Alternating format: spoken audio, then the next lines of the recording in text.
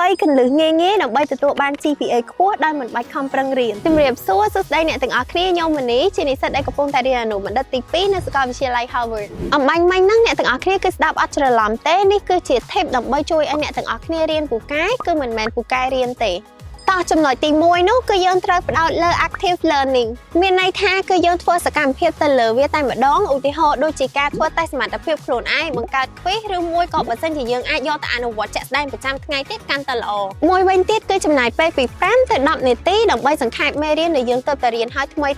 ហើយបន្ថែមពីលើនឹងទៀតហ្នឹងកុំភ្លេចរំលឹកមេរៀនចាស់ៗដដែលឡើងវិញផងដើម្បីឲ្យយើងចងចាំបានយូរបន្ថែមពីលើនឹងទៀតបើសិនជាអ្នកទាំងអស់គ្នាអាចបង្រៀនមិត្តភ័ក្តិឬក៏អ្នកដទៃបានគឺកាន់តែល្អថែមទៀតពីព្រោះថាយើងចេះខ្លួនឯងហើយយើងបង្រៀនអ្នកដទៃឲ្យចេះហើយយើងចងចាំបានយូរទៀតចំណុចទី 2 នោះគឺទៅរៀនកុំឈប់ឬមួយក៏អវត្តមានឲ្យសោះចុះបើសិនជាយើងឈរឬមួយក៏រវល់អីកុំយកលេសច្រើនពេកចង់បានន័យថានៅពេលដែលយើងខ្ជិលរលេសអត់ចង់ទៅរៀនហ្នឹងណាពីព្រោះថាពេលខ្លះយើងអាចនឹង miss នៅមេរៀនសំខាន់បើសិនជាលោកគ្រូអ្នកគ្រូឬក៏សាស្ត្រាចារ្យរបស់យើងគាត់បង្រៀនឬក៏បញ្យល់លើកឧទាហរណ៍ឡើងដែលអត់មាននៅក្នុងសៀវភៅហើយយើងអត់ទៅរៀននៅក្នុងថ្នាក់ផងអញ្ចឹងយើងធ្វើមិនទទួលបាននៅមេរៀនទាំងអស់ហ្នឹង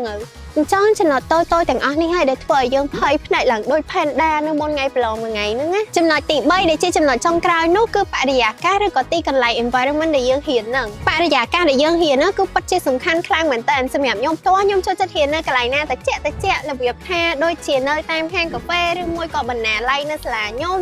ឬមួយក៏កន្លែងផ្សេងទៀតជាដើមស្ដាប់ទៅងាយត្រូវហើយប៉ុន្តែជឿអត់ថាយើងពិតជាអាចធ្វើបាន 100% មែនអូខេខ្ញុំសង្ឃឹមថាកន្លឹះទាំង 3 នេះនឹងជួយអ្នកទាំងអស់គ្នាដើម្បីទទួលបាន GPA ខ្ពស់ដោយមិនបាច់ខំប្រឹងរៀនខ្លាំង It's not about studying harder it's about studying smarter អញ្ចឹង that's it សូមកុំភ្លេចអនុវត្តឲ្យបានទៀងទាត់ដើម្បីឲ្យវាក្លាយទៅជាទម្លាប់របស់យើងចាំជួបគ្នានៅវីដេអូក្រោយទៀតពីខ្ញុំមនី